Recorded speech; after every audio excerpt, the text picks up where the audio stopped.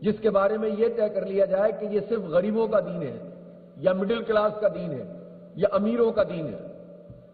لوگ اپنی جو محنت ہے، کوشش ہے، اس کوشش کے نتیجے میں امیر بھی بن سکتے ہیں، متوسط طبقے سے تعلق بھی رکھ سکتے ہیں، اور بہت سارے لوگ غریب بھی ہوتے ہیں۔ تو ہم طبقات میں تقسیم کر کے ایک دوسرے سے نفرت نہیں سکھاتے ہیں، بلکہ اسلام وہ مواقع فراہم کرتا ہے جس میں غریب کے لیے بھی تعلیم کے مواقع ہوں، صحت اور علاج کی سہولت موجود ہو، اور معاش کے مواقع بھی اس کو ملیں۔ صلاحیت کی بنیاد پر غریب، مڈل کلاس اور امیر سب کو یکساں مواقع ملیں۔ پھر جس کے اندر جتنی صلاحیت ہوگی، جس میں جتنا پوٹینشیل ہوگا، وہ اس پوٹینشیل کے نتیجے میں آگے بڑھ سکے گا۔ اس کی غربت اس کی معاش میں بھی اور اس کی تعلیم میں بھی رکاوٹ نہیں بنے گی۔ یہ ہے اسلام کا نظام۔ لوگ سمجھاتے نہیں ہیں، بتاتے نہیں ہیں،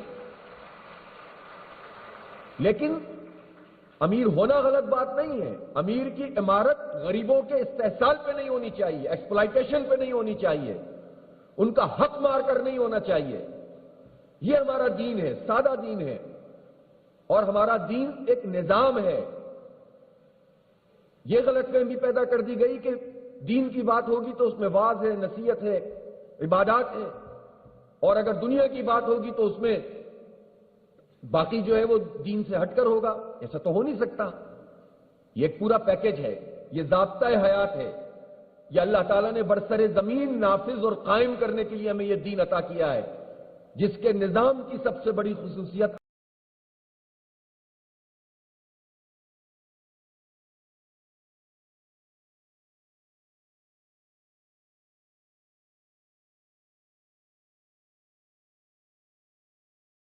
عدل اور انصاف ہے، اور اس کے بعد کلیکٹو وزڈم کا حصول ہے، مشاورت کا نظام ہے۔ اس اسلام کی اگر ریاست کا نظام قائم ہو تو اس کے جو کسٹوڈین ہیں یا اس کے جو حاکم ہیں وہ عوام ہوتے ہیں، خواص نہیں ہوتے۔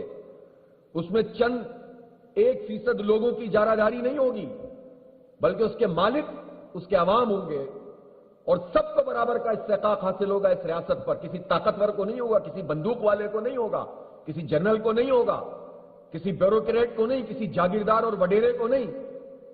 اپنی دولت کی بنیاد پر لوگوں کا استحصال کرنے والا مالک نہیں ہے پاکستان کا۔ پاکستان کا مالک پاکستان کے 25 کروڑ عوام ہے، اور یہی ہمارا اسلام ہے، یہی ہماری اسلام کی تعلیم ہے۔ لہذا بنیادی بات یہ ہے کہ ہم سب، خاص طور پر نوجوان، میرے سامنے زیادہ تر طلبہ و طالبات موجود ہیں، یہ اس نظام کی جد و جہد کریں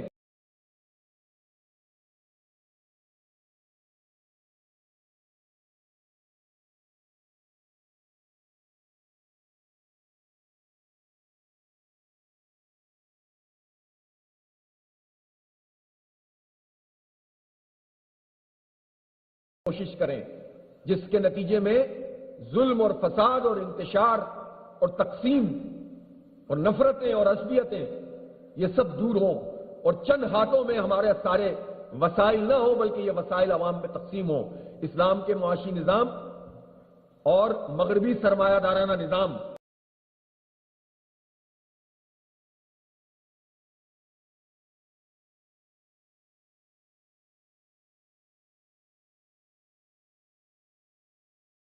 اس کا فرق بھی سمجھ لیجئے۔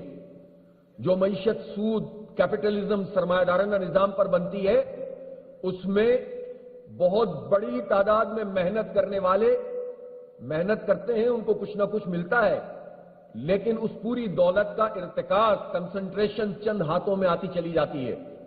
چند لوگ طاقتور بنتے چلے جاتے ہیں، چند کمپنیاں پاورفل بنتی چلی جاتی ہیں۔ پوری دنیا میں اس وقت جو ٹاپ کی 10 بڑی کمپنیاں اور مالک ہیں ان کے، وہ دنیا کی ایک بہت بڑی معیشت کے اوپر ان کا غلبہ ہے، اور بہت بڑی تعداد میں بہت چھوٹی، خود مغرب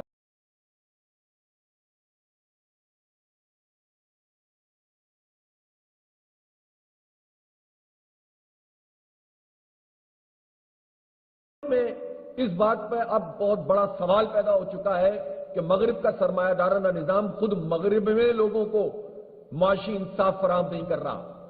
باقی تو چھوڑیں جو انہوں نے پوری دنیا کے وسائل پر قبضہ کر رکھا ہے. 80% دنیا کے آبادی کے وسائل دنیا کے 20% لوگوں کے پاس ہیں اور ان 20% میں بھی ایکسپلائٹیشن ہے.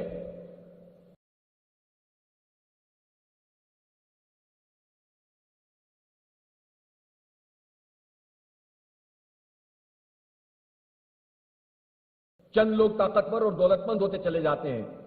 اور اسلام کا نظام معیشت کیا ہے؟ وہ اس طرح سے ہے، مولانا مودودی رحمۃ اللہ علیہ نے اس کی مثال ایسی دی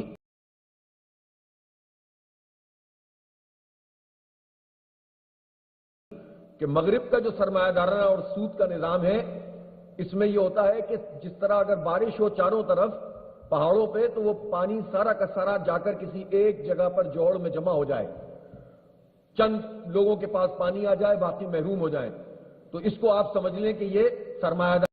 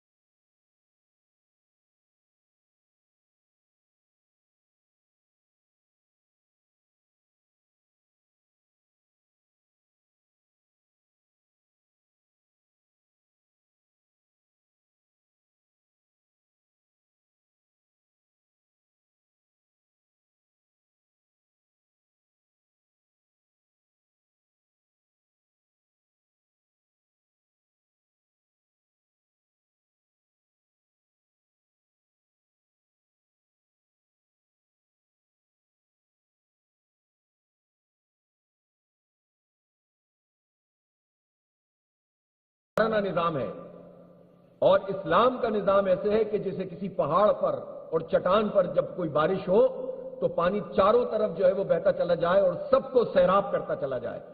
تو ہمارے ہاں جو سرمایہ ہے وہ رول کرتا ہے، وہ نچلی سطح تک پہنچتا ہے، وہ ہر غریب ہر امیر ہر ایک کو ایڈریس کرتا ہے اور اس سرمایہ کے رول کرنے سے ہر ایک کو مواقع ملتے ہیں. یہ جو انٹرپرینیورشپ کا آپ کا کانسیپٹ ہے، یہ ٹرو کانسیپٹ ہمارے اسلام کے معاشی نظام میں موجود ہے. سب کو یکساں مواقع فراہم کرو، سب کو تعلیم کے ایک جیسے موقع دو، سب کو اس بات کا موقع دو کہ اگر ان کے اندر صلاحیت ہے تو اپنے سٹارٹ اپ شروع کر سکتے ہو.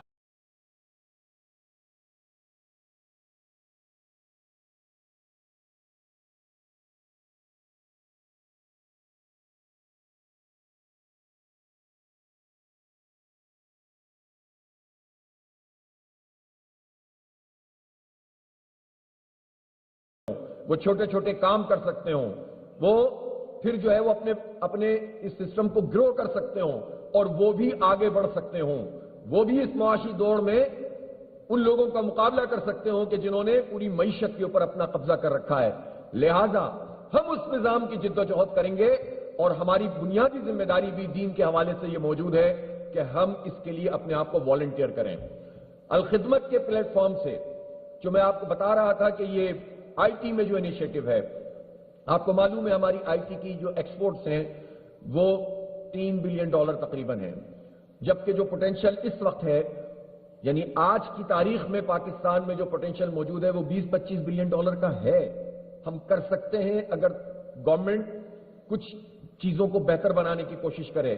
لیکن مجھے افسوس ہوتا ہے کہ وہ گورنمنٹ جو دعوے بہت کرتی ہے، جو اس وقت کی سب سے بنیادی ضرورت ہے، آپ آئی ٹی میں آگے بڑھنا چاہتے ہیں، آپ اپنی اسکل کو ظاہر ہے کہ محنت کر کے باہر سے پیسہ لانا چاہتے ہیں، یہاں بیٹھ کر پاکستان کو ریمیٹنس دے سکتے ہیں، آپ یہاں رہ کر اپنی ایکسپورٹ کر سکتے ہیں جس کی پاکستان کو ضرورت ہے. ہمارا ڈیفیسٹ کم ہو، ہم ایکسپورٹ زیادہ کریں گے، امپورٹ کم ہوگی، ہماری معیشت بہتر ہوگی.